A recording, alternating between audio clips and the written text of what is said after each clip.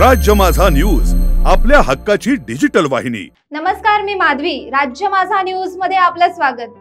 भारतीय संस्कृतीतील सर्वात महत्त्वाचा सण म्हणजे गोकुळाष्टमी। हा सण मोठ्या उत्सवाने आणि जल्लोषाने साजरा केला जातो।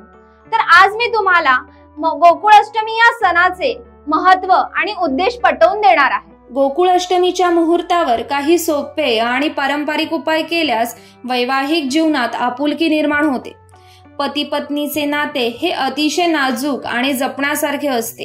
दोन भिन्न कुटुंबातील व्यक्तींचे एकत्र येणे, परस्परांना समजून घेणे आणि तडजोडीने नाते टिकवणे ही संयमाची गरज असलेला प्रवास असतो। पण या प्रवासाचा गोडवा कायम ठेवण्यासाठी प्रेमाचा धागा मजबूत असणे आवश्यक आहे। जन्माष्टमी म्हणजे श्रीकृष्ण जन्मोत्सवाचा दिवस।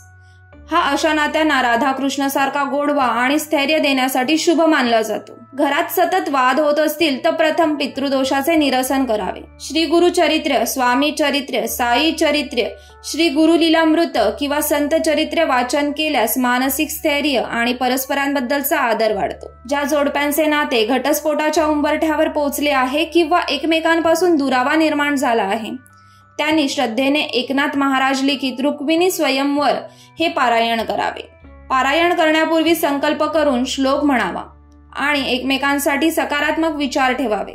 कधी कधी स्त्रीचा दोष नसतानाही पती दुसऱ्याच्या दबावाखाली येऊन नात्यात दुरावा निर्माण करू शकतो। अशा वेळी श्री स्वामी समर्थ आणि श्रीकृष्णाची उपासना फलदायी ठरते। ओम नमो भगवते वासुदेवाय नमः या मंत्राचा जप करावा। नात्यात संवाद, संयम, समजूतदारपणा आणि एकमेकांबद्दलचा आदर ठेवणे आवश्यक आहे। राधाकृष्णाच्या प्रेमाचा आदर्श ठेवून प्रयत्न केल्यास वैवाहिक जीवन पुन्हा आनंदी होऊ शकते।